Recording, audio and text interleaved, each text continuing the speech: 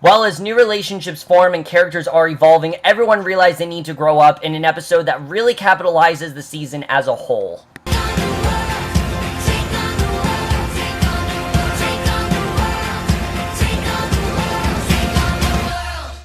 Hey guys, camera for Girl Meets World, Season 3, Episode 12, Girl Meets Bear, and I really didn't know what to think of this episode. I'm going to tell you why. Mainly because the way the Disney Channel has been, I think, promoting this show lately. I really have disliked the way they're promoting the show as of late. I've always really disliked their promos, but especially for this season, they've made every episode seem like it was a soap opera and that there was going to be something ridiculous happening, and that really was not the case for this episode. And like I said, I really didn't know how this episode was going to be going into it. They tried to be very hush-hush about this episode as well, and I'm honestly very happy with that, because I'm not going to lie to you guys, when this episode initially started, I was not a fan of it, but as it went on, this by far turned out to be one of the best episodes of the season, and maybe one of the best episodes the show has given us, and I think one of those episodes that's one of the closest to Boy Meets World we've had. I really love this episode. I think this was an incredibly insightful look at growing up and changing, and I mean, that's really been, I think, the theme of the season as a whole. You know, everyone's really discovering who they are, and they're moving past their old selves and things like that, but let's just get into this episode. There's a lot to talk about, a lot of really great scenes here, and I really think everyone gave an amazing performance here, and even though Smackle was absent from this episode, she really didn't need to be here, so that's my only thing, is that Smackle was not here, but she really didn't need to be in this episode, because she really wasn't a big part of this story in the sense of how, you know, like, say, Riley, Maya, Zay, Lucas, and Farkle were. But let's just get into this episode, because there's a lot to talk about. So we start off, and like I said, the first, I'd say, like, 10 minutes of this episode, I really was not a fan of. I was like, oh boy, this is gonna be one of those episodes where it's just gonna be silly, and I'm not gonna like it that much, and it's gonna be ridiculous, and it's not really gonna have much of a message. I really thought this episode was gonna be very cheesy and very ridiculous, because we start off, and right away, Maya is excited about this taco truck, I guess, because this taco truck is coming to New York, and everyone's excited about it. Corey's freaking out about it. She is too, and you know, she really wants to get to these tacos. Riley doesn't see what the big deal of it all is. You know, she doesn't fully understand it, and she's more concerned about this bear that she has and things like that. So she always has this bear by her, and Maya and her, they're going to get tacos, but then in the middle of them getting tacos, Riley ends up losing her bear, and at this point, I'm like, why should I care so much that Riley lost her bear? I mean, that's what everyone was thinking. Why does it matter so much that Riley lost her bear? The thing is, the bear ends up being more of a symbolism. We'll get into more of that, but at this point, like I said, I really wasn't into the episode that much. Everyone's then kind of frantically searching for the bear. Lucas, Farkle, and Zay come by because Maya invited them to get tacos and go to the taco truck and everything. They're excited about it, but once they find out that everyone's more concerned about finding Riley's bear, I love the way that Farkle and Lucas both tried to leave, and Lucas talked about science, and Farkle talked about sports, and Maya asked, why'd you guys switch characters? That was a funny line, and I will admit, this episode was pretty hilarious. I thought this episode definitely was not short on laughs at all, definitely really good stuff, and I really did enjoy a lot of the laughs in here.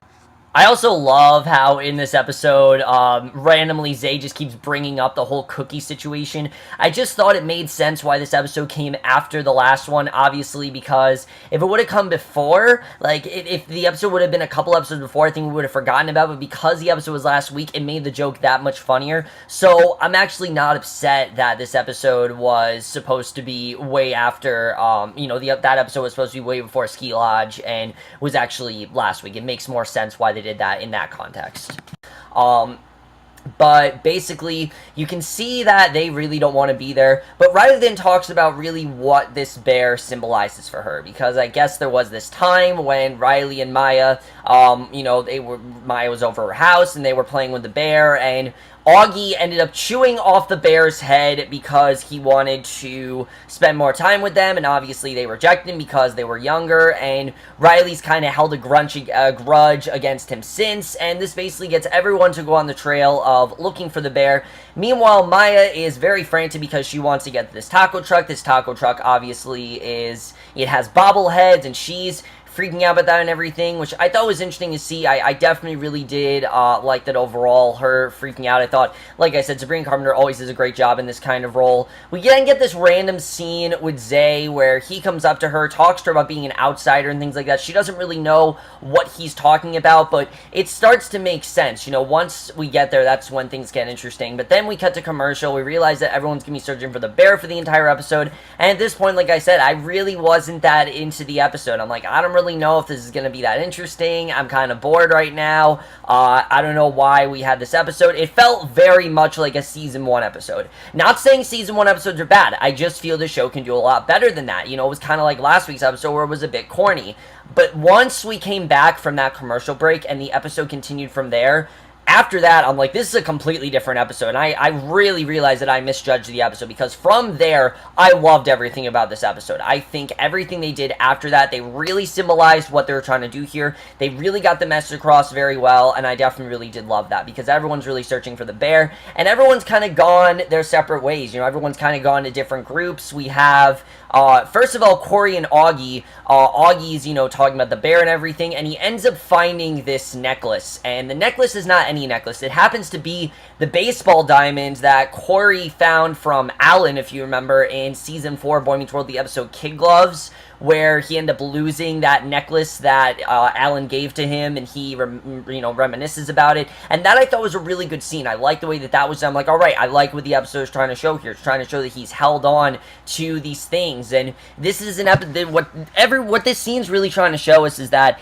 everyone that has something sentimental to them for a reason, everything that has ever been brought to someone has some sort of a story for why they hold on to it. You know, everyone has those things they just hold on to for sentimental value, whether it's because, oh, you know, my, say like your dying grandmother gave it to you, or someone gave it to you and they died, or someone gave it to you when you were a baby, or someone gave it to you when you were sick. And for example, Riley got the bear given to her when she was sick and she needed a friend, and, you know, Maya wasn't available, I guess. She was sick, she was basically bedridden, she couldn't really go anywhere, and she was trying to make friends with the bear, and I just thought that was kind of sweet. From there, I'm like, okay, now I get what this episode's really trying to do. However, it wasn't until a conversation with Farkle and Topanga that's when I really got into this episode, because Farkle and Topanga are looking through this scrapbook, and they're talking about the bear and everything, and Farkle sees Topanga's old looks of her, you know, the hippie look and everything, and he talks about what that means to her, and she asks him if he has his past selves, and he basically says that they're behind him, and he's realizing to move on from them. But I like the question that Farkle asked her, because he asked her, is this really the right person to be? Am I really the right, you know, is this really who I am now? You know, am I just playing a character? Am I just going through a weird stage? Or is this really who I am? And I like that Topanga says that we always have that old, you know, that old self of ours, but they become more of something in a scrapbook than they are of who we once were. And that's very much true. I think everyone really goes through that stage where they start off high school as someone and they end as someone else. Now, Farkle's someone who started middle school as someone and ended middle school as someone else. You know, Farkle's someone that has kind of matured in that way, because he's realized, you know, who he really was, and he wasn't really happy with who he was. And I like the scene where he says, you know, they've helped him become the person he is today, which that scene I thought was really well done, because that's true. Everyone has to move on from their past selves, and I definitely really did like that. But Josh then comes in, and we see that he now is there to give everyone his laundry and things like that, which I thought was interesting to watch, where the Matthews are now doing his laundry, and he's obviously happy that they're doing that.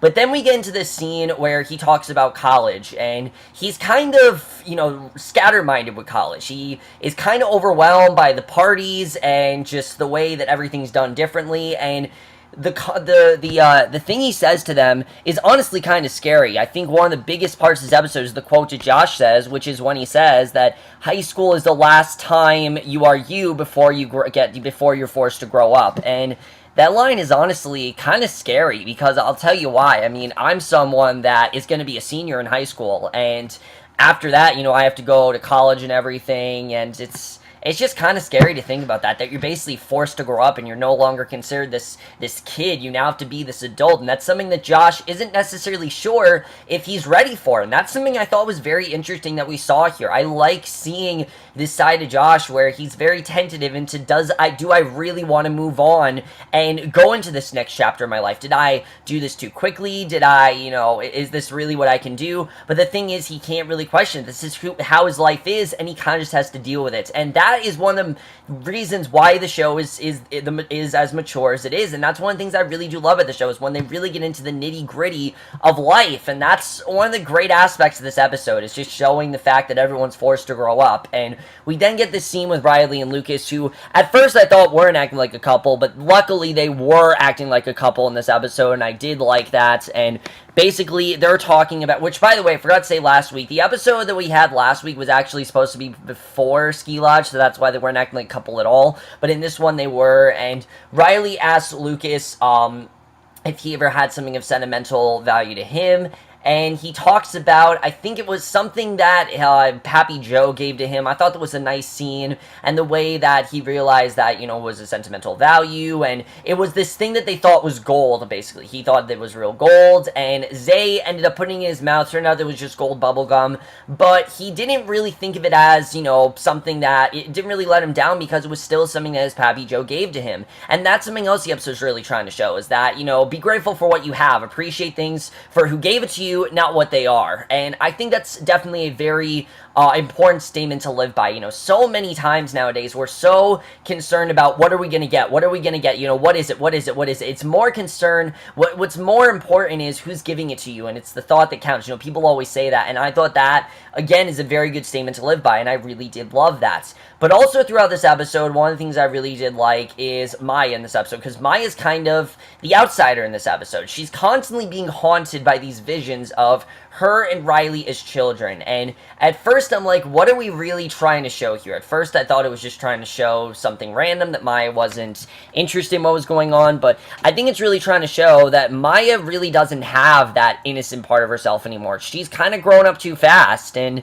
she really is, I think, is kind of afraid to have that childlike sense of her. She doesn't really have that part of her right now. She's so focused on these tacos that she doesn't really remember those memories of her and Riley. She doesn't really thinking about those. That's what Riley's really thinking about. It's one of those, it's a symbolism of their friendship. It's something that really has brought these two together, and that's something I thought we saw very well here. I very much like that, the way they did that. I mean, it turned something that could have been very contrived and turned to something a lot more meaningful, and I really did love that.